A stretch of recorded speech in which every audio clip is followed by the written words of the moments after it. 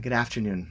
Parshat Vaetchanan begins with an account by Moshe of his plea with God that he should be allowed to cross over the Jordan River and see Eretz Yisrael. Ve'abrana ve'areh et ha'aretz hatova asher be'eva ha'yarden ha'har hatov hazeh v'halvanon.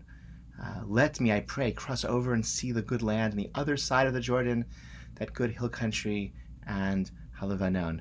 And God was angry, he says, and God said, enough, don't speak again to me about this matter. It sounds like Moshe prayed, and Moshe's answer that he received from God was no, despite Moshe's devotion, despite all that he had done for Klal Yisrael, despite his devotion to God, God said no, and he wasn't allowed. And that's the tragic end of Sefer Dvarim, that Sefer Dvarim ends with Moshe's profound wish unfulfilled, that he was not able to cross over into Eretz Yisrael. The Malbim kind of adds a little sensitivity here to this point, that Moshe wasn't asking to lead the people into Eretz Yisrael. Moshe knew that was not possible. Already it had been decreed at the time of Mei Merivah that Moshe would not be the leader to bring the people across to the Promised Land.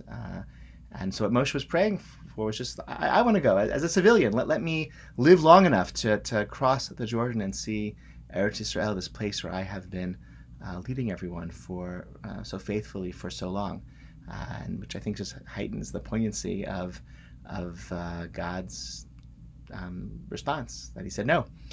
But Chazal actually see this episode in a very different way. The Gemara in Berachot sees God's response not as a no, but as a yes. Okay, at least Rabbi Lazar. Okay, Gemara in Berachot says, "Gadol tefillah yoter ma'asim tovim." Look how powerful prayer is, even more than good deeds. She'ein lecha gadol ma'asim tovim yoter Moshe Rabbeinu. Who had good deeds more than Moshe? He, helped us get out of Egypt and led us for 40 years in the desert. Af al pi chen lo na'na ela b'tefillah. Nonetheless, he wasn't answered. His request was only answered positively in response to prayer. Shemar al tosef dever alai v'samich le alei rosh hapiska. What happened when God said, okay, don't talk about this anymore. Your prayers can stop.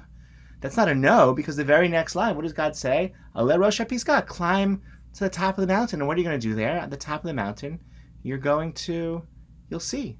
Alei rosh hapiska v'se'enecha yama tzafona teimana mizracha or be'enecha kilot tavor et yarden hazeh. Okay? See with your eyes. You're not going to go across, but you're going to see. What did you ask? You asked to see. I asked, Ebrana ve'areh, Moshe says, let me cross over and see. And God responds by saying, or beinecha ki lo tavor. It's sort of like a chiastic structure. Moshe says, I want to cross and see. God says, you'll see, but you won't cross. But what's at that center? The seeing, okay? And Moshe does see, and Elazar picks up on this. And according to the Gemara in Berachot, this is an example of a successful prayer, a prayer that earned a positive response. I just think it opens up so many possibilities just on the story itself. We don't have to see Sefer Dvarim as ending in this tragic way where Moshe's wish is unfulfilled. We can see Moshe's wish as being partially fulfilled in a slightly different way. He did get to see, which was most important to him. And we can also understand the nature of prayer, of course, that sometimes it allows us to understand what our true interests are, right? Moshe wanted to see Eretz Yisrael. He didn't need to be there. He wanted to see it. And maybe that sometimes prayer clarifies what our true interests are, what our true needs are, and that can allow us to be satisfied with something different than what we initially thought that we needed. I think that's certainly true, and that's an advantage of the Siddur, of the fixed text of prayer. It helps us clarify what our true interests are, what our true needs are. And sometimes we can attain them even when our fantasies are unattainable.